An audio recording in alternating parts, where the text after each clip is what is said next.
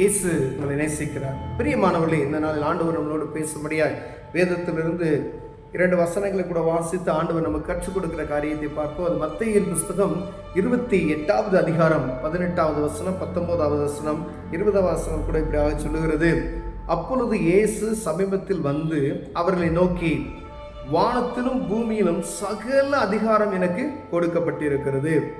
அப்பொழுது இயேசு சமீபத்தில் வந்து அவர்களை நோக்கி, ஆண்டவரே சீசர்களை நோக்கி, வானத்திலும் பூமியிலும் சகல அதிகாரங்கள் எனக்கு என்ன செய்யப்பட்டிருக்கிறது, கொடுக்கப்பட்டிருக்கிறது. ஒருவேளை வானத்துக்குரிய காரியம் அல்ல, பூமிக்குரிய காரியத்தில் எனக்கு அதிகாரம் கொடுக்கப்பட்டிருக்கிறது.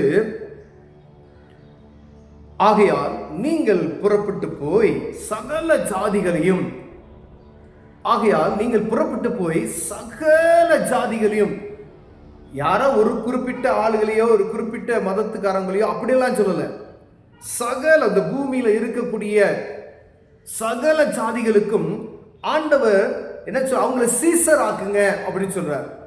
அவங்கள பரிசுத்தவான்களை மாற்றி அவர்களுக்கு பிதா குமாரன் பரிசுத்த ஆவி நாமத்தால ஞானஸ்தானம் கொடுங்க. ஞானஸ்தானம் கொடுத்து, அது பாருங்க அடுத்த வசனம், நான் உங்களுக்கு கட்டளையிட்ட யாவையும் அவர்கள் கை கொள்ளும்படி அவர்களுக்கு உபதேசம் பண்ணுங்கள். இதுதான் உபதேசம். ஆண்டவர் எதற்கு இந்த பூமிக்கு வந்தார், எதற்காக அவர் அடிக்கப்பட்டார், எதற்காக அவர் ரத்தம் சிந்தினார், எதற்காக உயிரோடு எழுந்தார், எப்ப திரும்பி வருவார் என்கின்ற செய்தியை அவர்களுக்கு சொல்லணுமா? முதல் அவர்களை சீசராக்குங்கள். எல்லாத்துக்கும் அவர்களை சீசராக்குங்க. அவர்களை சீசராக்கி ஞானஸ்தானத்தை கொடுங்க. ஞானஸ்தானத்தை கொடுத்ததுக்கு அப்புறம் என்ன உங்களுக்கு சொல்லி கொடுத்தனோ அதை அவங்களுக்கு சொல்லுங்க. இயேசு கிறிஸ்து எதுக்கு இந்த பூமிக்கு வந்தார்? ஒரு சீசர்கிட்ட கேட்கும் பொழுது, நீங்கள் என்னை யார் என்று நினைக்கிறீர்கள் என்று ஒவ்வொருத்தரையும் கேட்கிறார். அப்ப சீசர்கள், நீ கிறிஸ்து என்று சொல்லுகிறார். வானத பரலோகத்திலிருந்து உனக்கு வெளிப்படுத்தப்பட்டு இருக்கிறது இந்த காரியம் அப்படின்னு சொல்றாரு. பாத்துங்க, அப்ப கிறிஸ்து என்பவரை அறிந்து கொள்வதற்கு ஒவ்வொரு ஜனத்துக்கும் நாம தான் என்ன செய்யணும், உதவி செய்யணும். நம்ம தான் அடுத்த சீசர்கள். சீசர்கள் அறிவித்து போன அந்த காரியத்தை மற்றவருக்கு சொல்லி, தெரியாதவர்களுக்கு சொல்லி, அவர்களும் ஆண்டவரை அறிந்து கொள்ளும்படியாய் நம்மளால இயன்ற மட்டும் அவர்களுக்கு என்ன செய்யணும், உதவி செய்யணும். ஆண்டவர் அநேக காரியங்களை நமக்கு கற்றுக் கொடுத்திருக்கிறார்.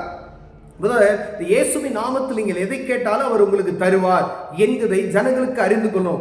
அவர் வியாதியஸ்தர்களை சுகமாக்கினார், குருடர்களுக்கு என்ன செய்தார், பார்வை அளித்தார், மரித்தவனை உயிரோடு எழுப்பினார், அநேக அற்புதங்களை இந்த பூமியில் இருக்கும் பொழுது செய்தார். ஆண்டவர் சொல்றார், இந்த பூமியில் வானத்தில் எனக்கு அதிகாரம் எல்லாம் கொடுக்கப்பட்டிருக்கிறது. ஏதோ பூலோகத்தில் இருக்கிற ஒரு ராஜாவுக்குடைய அதிகாரம் அல்ல, ஒரு சேர்மனோ ஒரு முதலமைச்சரோ அதற்கு மேலாக பிரதமர் இருக்கக்கூடிய அதிகாரம் அல்ல, உலகத்தையே மொத்தமாக ஆளக்கூடிய ஒரு அதிகாரம் அல்ல.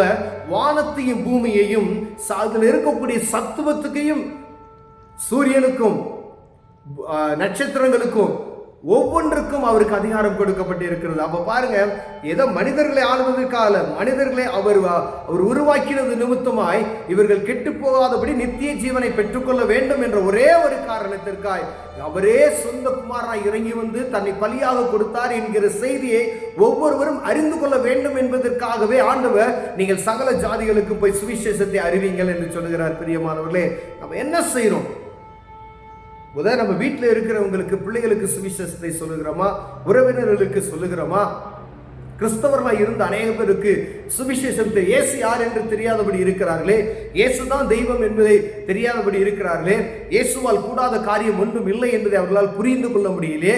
ஒரு பிரச்சனை வந்ததும் மந்திரவாதியை தேட ஓடக்கூடிய எத்தனையோ கிறிஸ்தவர்கள் இருக்கிறார்களே. ஒரு சின்ன பிரச்சனைனா அதுக்கு தான் போறாங்க, ஜெபிக்கணும் அப்படின்னு கேட்டா வேணான்றாங்க. அப்ப அவர்களுக்கு கிறிஸ்தவர்களாக இருந்து இயேசுவின் நாமத்தை அறிந்து கொள்ளவில்லை. அவரால் கூடாதது ஒன்றும் இல்லை என்பதை அவரால் புரிய முடியல. முதலில் நீ தேவனுடைய ராஜ்யத்தையும் அவருடைய நீதியையும் நோக்கி பாருங்க, அப்பொழுது இவைகளெல்லாம் உங்களுக்கு என்ன செய்யப்படுமா, கூட கொடுக்கப்படும் என்று ஆண்டவர் சொன்னார். பிரியமனே, அப்ப ஆண்டவர்கிட்ட போனா எல்லாம் கிடைக்கும். அதுக்கு தான் முதல் வசனத்துல எல்லா அதிகாரம் எனக்கு இருக்கு அப்படின்னு சொல்றாரு. அது முதல் நீங்க புரிஞ்சுக்கணும். அவரால் முடியாதது ஒன்றும் இல்லை, அதை நம்ம முதல்ல தெரிஞ்சுக்கணும். அதாவது வீட்டில் பாருங்க, வெண்ணெயை கை வச்சுட்டு பட்டரு கையில் வச்சுட்டு என்ன செய்வாங்களாம், நெய் கலைவாங்க அப்படி சொல்லுவாங்க பார்த்தீங்களா? அது போல தான் நம்மகிட்ட இருக்குது, பட்டர் இருக்கிறது, அதை உருக்கினா என்ன ஆயிரும், நெய்யா மாறிடும். அப்போ ஆண்டவரை நம்ம அறிந்திருக்கிறோம். ஒவ்வொரு வீட்லேயும் ஃபோட்டோ மட்டும் வச்சிருக்கிறோம். நம்ம இயேசு கிறிஸ்து அறிந்திருக்கிறோம். அவர் சர்வ வல்லமையுள்ள தேவன் என்பதை என்ன செஞ்சாரோம், மறந்து போயிடுறோம். இந்த வசனத்தை ஆரம்பிக்கும் போதே சீசர்களுக்கு சொல்லுகிறார், எல்லா அதிகாரம் எனக்கு பூமியிலும் வானத்தில் கொடுக்கப்பட்டிருக்கிறது. அதை முதல் நம்ம தெரிஞ்சுக்கணும். எத்தனை பேர் அதை அறிந்திருக்கிறோம் என்பது நாம் தெரியல. அநேக நேரங்களில் ஒரு சிறிய காரியத்தை பார்த்து சோர்ந்து போய் விடுகிறோம். ஆண்டவருக்கு சித்தமான காரியத்தை ஆண்டவர் என்ன செய்வார், நமக்கு நியமிப்பார், அதை நமக்கு நடைமுறைப்படுத்தி கொடுப்பார். பிரியமானவர்களே, நம்முடைய ஒரு மனிதனுக்கு ஏற்ற திராணிக்கு ஏற்ற ஒரு காரியத்தை கட்டளையிடுவார். அதுக்கு மீதான காரியத்தை ஆண்டவர் செய்ய மாட்டார் என்று சொல்லி இருக்கிறார். அப்ப அவருக்கு அதிகாரம் இருக்கிறதை நாம் அறிந்து கொள்ள வேண்டும். அவரால் கூடாத ஒன்றுமில்லை என்பதை நான் அறிந்து கொள்ள வேண்டும். அதுக்கு பின்பதா என்ன செய்யணும், ஒவ்வொரு நாளும் வேதத்தை வாசிக்கணும். ஏன் வேதத்தை வாசிக்கணும்னா, நீங்கள் சீசராக்கி மற்றவங்களை நம்ம சீசர் ஆக்கணும். அப்ப சீசர் ஆக்கணும் அப்படின்னா அவருடைய காரியங்கள் என்ன செய்யணுமா, அவங்களுக்கு சொல்லிக் கொடுக்கணும்னு சொல்லி ஆண்டவர் சொல்லுகிறார். இயேசு கிறிஸ்துவினுடைய அன்பை பிறருக்கு நாம் சொல்லிக் கொடுக்கிறதுல ஒரு நாளும் குறைவற்று போகாதபடிக்கு ஒவ்வொரு நாளும் அவர் நமக்கு என்ன சொன்னாரோ, நீங்க போதகர் உங்களுக்கு என்ன சொல்லிக் கொடுத்தாரோ, பைபிளை வாசித்து நீங்கள் எதை கற்றுக்கொண்டீர்களோ, ஆண்டவர் உங்ககிட்ட என்ன பேசினாரோ, இந்த வேதத்துல இயேசு கிறிஸ்து என்னெல்லாம் சொல்லிக் கொடுத்திருக்கிறார் என்பதை பிறர் அறிந்து கொள்ளும்படியாய் வாய்மொழியாய் சொல்லிக் கொடுங்க. தெரியாதவர்களுக்கு முதல்ல நம்ம அதை அறிந்து கொள்ள வேண்டும் என்று ஆண்டவர் விரும்புகிறார். கிறிஸ்தவனா இருக்கிறேன், ஆனா இதெல்லாம் தெரியல அப்படின்னு சொன்னா அது எவ்வளவு பரிதாபமான ஒரு சூழ்நிலை பாருங்களேன். அவர் வரும்பொழுது அமைதியா நிக்க போகிறோமா? இயேசு கிறிஸ்து எப்ப வருவாருன்னு தெரியாது. நான் எப்படி போனேன்னு அதே போல நான் திரும்பி வருவேன். அடையாளங்கள் சொல்லப்பட்டு இருக்கிறது, அதெல்லாம் நமக்கு தெரியும். அதற்கு நம் முன்கூட்டியே ஆயத்தமுள்ளவர்களாய் காணப்படுகிறோமா என்பதை பார்க்கும்படி ஆண்டவர் உங்களோடும் என்னோடும் பேசுகிறார். பிரியமானவர்களே, நான் உங்களுக்கு கட்டளையிட்ட யாவையும் அவர்கள் கை கொள்ளும்படி அவர்களுக்கு உபதேசம் பண்ணுங்கள். இதோ உலகத்தின் முடிவு பெரிய சகல நாட்டில் நான் உங்களோடு கூட இருப்பேன்.